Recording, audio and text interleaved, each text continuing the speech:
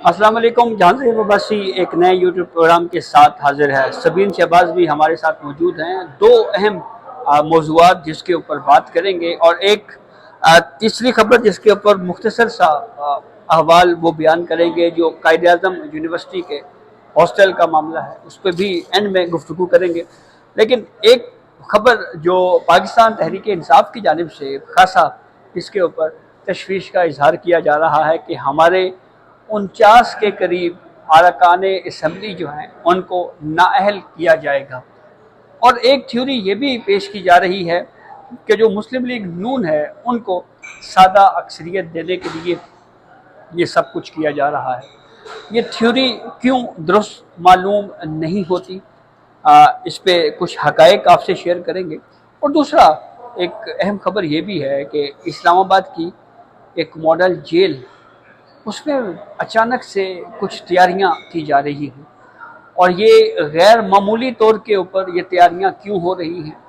अचानक से पुलिस की बड़ी तादाद वहाँ पे तैनात करने के हवाले से क्यों खतूत लिखे जा रहे हैं और इतने कम ड्यूरेशन में 4 या 5 दिनों के में इतनी ज़्यादा पुलिस वहाँ पे वहाँ पे तैनात करने का क्या मकसद हो सकता है, इसके ऊपर भी बात करेंगे। तो तफसीलात में जाने से पहले एक आपसे रिक्वेस्ट ज़रूर होगी कि चैनल को सब्सक्राइब करें ताकि नई आने वाली वीडियो या अपडेट आपको बर वक्त मिल सके। सबीन, सबसे पहले तो आपको याद है कि पीटीआई की तरफ से 9 मई के केसेस के मामले के ऊपर जो है वो खासा तशवीश का इजहार किया जा रहा है। जैसे आज सेनेट में लीडर ऑफ द अपोजिशन हैं शिबली फराज, उनकी तरफ से एक खत चीफ जस्टिस ऑफ पाकिस्तान को लिखा गया, मंजर आम के ऊपर आया।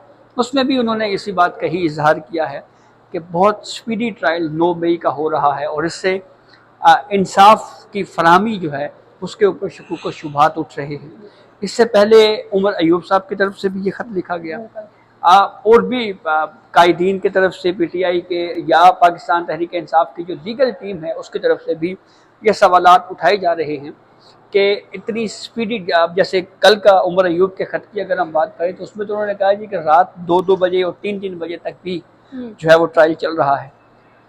यही कुछ एक दफ़ा फवाद चौधरी साहब ने chief justice of Pakistan Yahya Afridi साहब को बताया था। जी।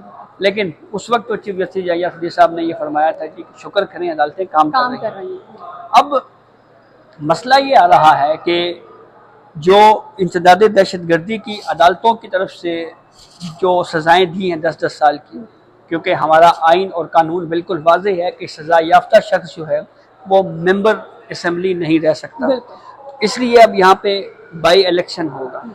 तो बाई इलेक्शन के हवाले से कॉन्स्टिट्यूशन ने जो तरीक़ाकार दिया हुआ है कि विद इन द 60 डेज ज़िमनी इलेक्शन के लिए जो है वो अनाउंसमेंट होगी, तो उसके लिए इलेक्शन कमीशन ने शेड्यूल जारी कर दिया है। जैसे एक 18 सितंबर की तारीख है कि जी वहाँ पे बाई इलेक्शन होगा।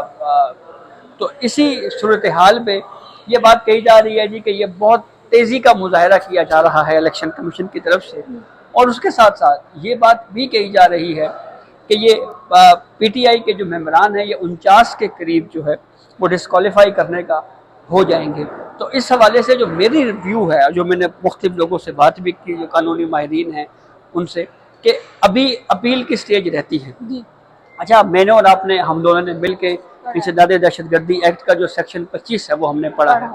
वो ये कहता है कि इंसदाद दहशतगर्दी की अदालत के फैसले के खिलाफ जो अपील है हाई कोर्ट में वो विद इन 30 डेज फाइल होगी। ठीक है, अब ज़िमनी इलेक्शन के लिए जो शेड्यूल जारी हो रहा है वो 60 डेज में हो रहा है, तो 30 दिनों के अंदर अंदर अब जैसे इंसदाद दहशतगर्दी लाहौर, इंसदाद दहशतगर्दी सरगोदा की अदालतों की तरफ से जो फैसले हुए हैं विद इन 30 डेज अपीलें फाइल होनी हैं। और ये अर्जेंट मामला भी है क्योंकि ये नहीं हो सकता जब एक अपील का पूरा मैकेनिज्म कॉन्स्टिट्यूशन ने दिया हुआ है, आपके लॉ ने दिया हुआ है, तो बाय इलेक्शन की शेड्यूल से पहले पहले ये केसेस फिक्स हो जाएंगे हियरिंग के लिए। तो सबसे पहली जो रिक्वेस्ट की जाएगी हाई कोर्ट में अपील में वो ये की जाएगी कि जनाब ये जो इलेक्शन कमीशन की तरफ से जो शेड्यूल जारी किया गया है इसको जो है वो रोका जाए। ये भी एक अदालतों में ये प्रेसिडेंट हैं और यही होता है कि जब कोई अदालती फैसला हाई कोर्ट में या सुप्रीम कोर्ट में चैलेंज होता है तो सबसे पहली रिक्वेस्ट ये की जाती है कि जनाब आप तफसील से दोनों फ्रीकैन को ज़रूर सुनें, लेकिन उससे पहले जो ऑपरेशन है उस ऑर्डर का जिसके खिलाफ हम आए हुए हैं उसको सस्पेंड कर दें, कुछ वक्त के लिए सस्पेंड करें, हमें सुन लें और फिर उसके बाद जो है वो हाई कोर्ट या सुप्रीम कोर्ट उस केस को डिसाइड करे। यही हमने आज जो जमशेद दस्ती वाला मामला है, इलेक्शन कमीशन ने उनको असासे छुपाने के मामले पे डिस्क्वालीफाई किया, वहाँ पे भी आपको याद है कि शेड्यूल जारी हो चुका था। तो आज फिक्स हुआ, justice Aliya Neelam chief justice Lahore high court हैं, उनकी सरबराही में बेंच था, फुल बेंच है, उन्होंने केस सुना और रिक्वेस्ट की गई कि सबसे पहले उस ऑर्डर को स्टे दिया जाए। तो उस पर प्रोसीडिंग रोकी गई, जो शेड्यूल था उसको भी फॉर द टाइम बीइंग जो है वो रोका गया है। अब अदालत अगर मुतमईन हो पाती है, जमशेद दस्ती के वकला अगर अदालत को मुतमईन कर पाते हैं तो फिर ये इलेक्शन कमीशन का फैसला जो है वो स्ट्राइक डाउन हो जाएगा, और अगर ना हुआ तो फिर उसके बाद जब जितना भी अर्सा केस प्रोसीड होगा उसके बाद जो 60 डेज के लिए अमेंडेड शेड्यूल इलेक्शन कमीशन जारी कर सकता है, फिर मामला सुप्रीम कोर्ट में आएगा। सुप्रीम कोर्ट में जब यह केस फिक्स होगा हियरिंग के लिए, तो यहाँ भी क्योंकि chief justice of Pakistan Yahya Afridi साहब की ये पॉलिसी है कि डिजिटली अगर कोई केस फाइल होता है तो उसको जल्दी फिक्स कर दिया जाएगा। तो इसी तरीके से सुप्रीम कोर्ट में मामला आएगा तो सुप्रीम कोर्ट में भी ये रिक्वेस्ट की जा सकती है कि जनाब आप हाई कोर्ट के फैसले को स्टे दे दें, इलेक्शन कमीशन ने जो दोबारा अमेंडेड शेड्यूल जारी किया है उसका ऑपरेशनल वक्ती तौर पर रोकें, पहले हमें सुने, उसके बाद प्रोसीड आगे बढ़ेगी। सुप्रीम कोर्ट में भी अपील का हक है। आपको याद होगा कि रिजर्व सीट्स केस में पेशावर हाई कोर्ट के फैसले के खिलाफ जो अपील आई, जस्टिस मंसूर अली शाह, जस्टिस अतर मिनल्ला और जस्टिस मोहम्मद अली मजहर पर मुश्तमिल 3 रुकनी बेंच ने पहली ही समात के ऊपर पेशावर हाई कोर्ट के फैसले पर स्टे दे दिया था। गो पे क्रिटिसाइज हुआ कि एटलीस्ट दोनों साइडों को सुन लेना चाहिए था, 1-2 हियरिंग करके स्टे दिया जा सकता था, लेकिन बहरहाल वो भी हमारे सामने एक मिसाल मौजूद है। तो इसलिए ये कह देना कि जी ये डिस्क्वालिफिकेशन जो है ये हातमी तौर के ऊपर सुप्रीम कोर्ट तक बरकरार रहेगी, या कोई बाई इलेक्शन करके पाकिस्तान तहरीक इंसाफ के जो मेंबरान हैं इनकी जगह पे नए लोगों को इलेक्शन की तैयारियां हो रही हैं, ये बज़ाहिर हमें इसलिए दुरुस्त मालूम नहीं हो रहा कि 60 दिनों में बाई इलेक्शन का कॉन्स्टिट्यूशन कहता है, 30 दिनों में इंसदाद दहशतगर्दी की अदालतों के फैसले के खिलाफ अपील आती है। तो अपील फाइल होनी है, मुमकिन तौर के ऊपर स्टेज मिलते रहेंगे, तो ये मामला आगे चलेगा। तो फौरी तौर के ऊपर ये नहीं कहा जा सकता कि बाई इलेक्शन जो है वो होने जा रहे हैं। अच्छा, इस पे मैं सिर्फ थोड़ा साइड कर दूं, बैरिस्टर गौहर का आपने बताया कि उनका क्लेम है कि 60 लोगों को नाअहल किया जा सकता है। तो आपको याद होगा कहीं पे 49 की फिगर है, कहीं पे 60 है, वो इस तरह की बात की जा रही है। अच्छा, बैरिस्टर पीटीआई की इस वक्त जो लीडरशिप है उनका मसला ये है कि वो पढ़ते नहीं है। आप अभी रिसेंट एग्जांपल ले लें अलीमीन गंडापुर की, कि वो पार्टी की मेन लीडरशिप में आते हैं लेकिन बुकला उनके साथ मौजूद थे, उसके बावजूद वो चीफ जस्टिस की अदालत में चले गए, पता होने के बावजूद कि चीफ जस्टिस नहीं है। अब बैरिस्टर गौहर की अगर हम बात करते हैं तो आपने भी पढ़ा होगा, मैंने भी, सोशल मीडिया पर ये चल रहा है कि पीटीआई के कुछ लोगों को नाअहल, और वही टाउट साहब कह लीजिए उनको, कि वो ये क्लेम कर रहे हैं कि पीटीआई के कुछ लोग हैं जिनको नाअहल किया जाएगा। उमर अयूब और शिबली फराज के खत की तरफ अगर आए तो उमर अयूब के खिलाफ कार्रवाई इस वक्त इलेक्शन कमीशन में चल रही है, उनकी नाअहली का रेफरेंस सुप्रीम इलेक्शन कमीशन में इस वक्त चल रहा है। मेरा ख्याल कल उस पर शायद समात हुई है और आंदा समात अभी हफ्ते को है। शिबली फराज का भी सेम ऐसे ही चल रहा है कि उन पर 9 मई के बहुत से केसेस हैं। तो 9 मई की हद तक जहाँ तक शिबली फराज बात कर रहे हैं उसको आप ये रिलेट कर सकते हैं कि वो चूंकि खुद एक तरह से आप कह लीजिए कि वो खुद इफेक्ट हुए हैं, तो वो इस वजह से शायद उन्होंने 9 मई के उस पर चीफ जस्टिस को जो है वो खत लिखा है। लेकिन उमर अयूब का जो खत है उस खत में भी इसी दोनों के खतूत में चीजें तकरीबन सेम थी।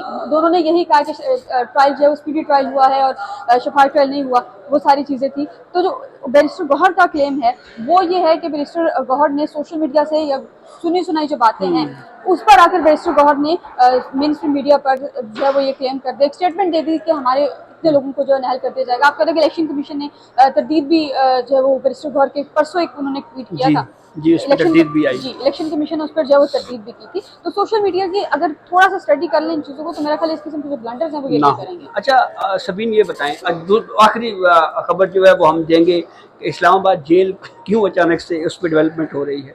उससे पहले ये बताएं कि ये कायद-ए-आज़म यूनिवर्सिटी में हॉस्टल्स का तनाज़ा क्या है, वो थोड़ा सा हमारे नाज़रीन को ब्रीफ करें। अच्छा, ये सिर्फ कायद-ए-आज़म यूनिवर्सिटी का मामला है नहीं है, ये इस्लामिक यूनिवर्सिटी हो गई। अच्छा। बहुत सी यूनिवर्सिटीज़ हैं जहाँ पर स्टूडेंट्स वो जो ग्रेजुएट हो चुके हैं, जॉब्स कर रहे हैं, उनको ग्रेजुएट हो, मैं पर्सनली ऐसे लोगों को जानती हूँ जो 10-10 साल 8-8 साल हो गए उनको ग्रेजुएट है, लेकिन वो स्टिल यूनिवर्सिटी के हॉस्टल में रह रहे हैं। जी, वो क्लियरेंस नहीं कराते और यूनिवर्सिटी के हॉस्टल्स में जो है वो रहते रहते हैं। कायद-ए-आज़म यूनिवर्सिटी का भी सेम यही चलता आ रहा है कि कायद-ए-आज़म यूनिवर्सिटी में तकरीबन 200 से 250 के दरमियान का फिगर है कि स्टूडेंट्स हैं जो कि ग्रेजुएट हो चुके हैं, वहाँ पर जॉब्स डिफरेंट डिपार्टमेंट्स में जॉब कर रहे हैं, लेकिन उसके बावजूद वो लोग जो हॉस्टल है वो खाली नहीं कर रहे। हालांकि हॉस्टल जो है जी, ये दरअसल होता स्टूडेंट्स के लिए है, बिल्कुल, जो स्टूडेंट्स लेकिन अब वो तालीम मुकम्मल करने के बावजूद भी वहाँ पे रिहाइश वहाँ पजीर पर है। रह रहे तो हैं। ये जो रिहाइश उसके बावजूद भी कंटिन्यू होती है, इसमें मेरे ख्याल में यूनिवर्सिटी इंतजामिया के साथ कोई इनकी साजबाज होती होगी। बिल्कुल होती है, इंतजामिया के साथ तो होती है, लेकिन अब कल जब कायद-ए-आज़म यूनिवर्सिटी वाला वाक़या देख लें तो उस पे मेरा ख्याल है कि 16 से 17 स्टूडेंट्स को अरेस्ट भी किया।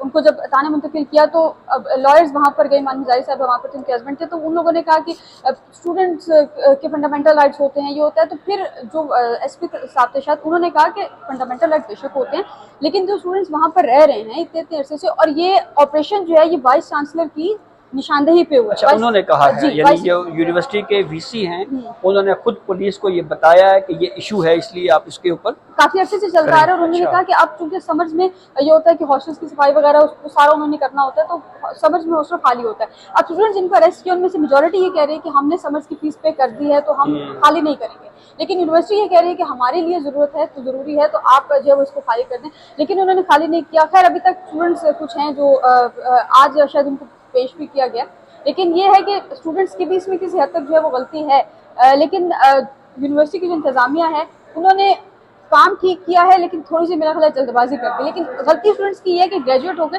बाकी जो स्टूडेंट्स हैं उनका हक किससे जाया हो रहा है। कम से कम जो नए आने वाले स्टूडेंट्स हैं जो दूर दराज से आए हैं उनको रिहाइश की सहूलत जो है वो मिलनी चाहिए। अच्छा, अब आखिर में बात कर, आप कुछ मजीद कुछ ऐड करना जेल वाली बात जी आ रही थी।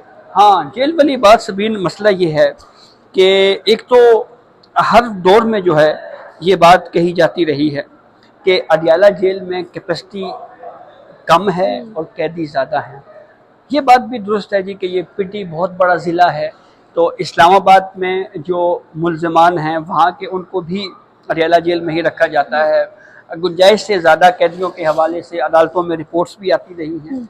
तो अब मॉडल जेल के हवाले से हर दौर में बात की गई कि इस्लामाबाद की मॉडल जेल है और उसके लिए वो बननी चाहिए ताकि इस्लामाबाद के रिहायशी जो कैदी हैं उनको वहाँ पे रखा जा सके। अब डेवलपमेंट ये हुई है कि 29 जुलाई का एक लेटर मुझे मिला है। अच्छा। और ये लेटर है जनाब डिप्टी इंस्पेक्टर जनरल पुलिस यानी DIG ऑफिस की तरफ से, और जो लिखा गया है DIG हेडक्वार्टर इस्लामाबाद को, DIG इस्लामाबाद को, DIG सिक्योरिटी इस्लामाबाद को, AIG लॉजिस्टिक इस्लामाबाद को और PS2 IG इस्लामाबाद को। अच्छा जी, इसमें new model jail H16 Islamabad के हवाले से ये कहा गया है कि इस्लामाबाद में जो ये जेल है इसके लिए हमें लॉजिस्टिक और डेपोटेशन के ऊपर हमें इस नई जेल के लिए कुछ पुलिस एहलकारों की ज़रूरत है। उसमें 3 शराइत भी रखी गई हैं कि हमें पुलिस की सिक्योरिटी इस जो न्यू मॉडल जेल है H16 के लिए ये कौन कौन से हमें पुलिस एहलकार चाहिए।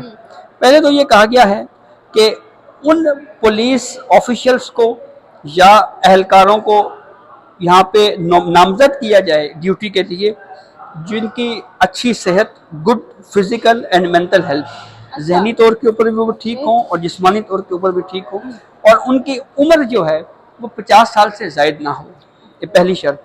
दूसरी, उन्हें किसी भी मामले पे कोई बहुत बड़ी सज़ा ना हुई हो, सज़ा याफ्ता ना हो, have not any major punishment, ये सेकंड कंडीशन। तीसरी कंडीशन ये है कि उनकी जो सर्विस है वो कम अज़ कम एटलीस्ट 3 साल ज़रूर हो, यानी 3 साल तक उन्होंने पुलिस में सर्व किया हो। तो इसके लिए वो ये कह रहे हैं जी कि हमें 5 दिनों 5 वर्किंग डेज में हमें ये पुलिस एहलकार चाहिए। अच्छा। अब वो क्यों क्या क्या चाहिए, अब डिवीज़न है। सिक्योरिटी डिवीज़न के लिए IP यानी इंस्पेक्टर पुलिस 2 चाहिए, ASI 1 चाहिए, हेड कांस्टेबल 5 चाहिए, CS, ये मैंने पता करवाया तो पता लगा जी ये कांस्टेबल कहते हैं इसको, वो 75 चाहिए, टोटल 83% चाहिए। इसी तरीके से ऑपरेशंस डिवीजन के लिए inspector police 4, ASI 3, head constable 15, constable 150 और लेडी पुलिस लेडी कांस्टेबल जो है वो 5 दरकार हैं। अच्छा, लॉजिस्टिक्स डिवीजन के लिए IP 2, ASI 1, head constable 5, constable 25, lady constable 2 चाहिए, टोटल 35 चाहिए। तो मजमूई तौर के ऊपर जो इन तीनों डिविजन्स के लिए पुलिस एहलकार मांगे गए हैं उनकी तादाद है 295। तकरीबन 300 एहलकार जो हैं वो चाहिए। तो आपको याद होगा कि कुछ खबरें चल रही थी, वो खबरें ये भी चल रही थी कि जी जब इस्लामाबाद में मॉडल जेल बन जाएगी तो इमरान खान को वहाँ शिफ्ट करने के हवाले से बात की जा रही है। जैसे किसी दौर में एक तजवीज़, एक बल्कि रिक्वेस्ट ये सामने आई थी कि इमरान खान को बनीगाला भी शिफ्ट कर दें। तो इस तरह की चीज़ें भी चल रही हैं, लेकिन बहरहाल ये बात तो तय है कि इस्लामाबाद की जो मॉडल जेल जो H16 में जब फाल हो जाएगी तो इमरान खान समेत जितने भी कैदी हैं वो मुमकिन तौर के ऊपर उनको यहाँ पर मुंतकिल किया जा सकता है। तो ये वो डेवलपमेंट है जनाब, 5 दिनों का वक्त है और उन्होंने कहा जी 5 दिनों में जो है वो हमें आप ये जो सिक्योरिटी है ये हमें चाहिए और विद इन 5 वर्किंग डेज में हमें ये जो पुलिस एहलकार हैं इनकी ड्यूटी दरकार है यहाँ पे। तो इसलिए ये हमें ये फोर्स जो है वो दरकार है। तो ये अब तक की अपडेट थी जिससे हमने आपको आगाह किया। अपने फीडबैक से ज़रूर आगाह कीजिएगा। इजाज़त दीजिए, अल्लाह हाफ़िज़।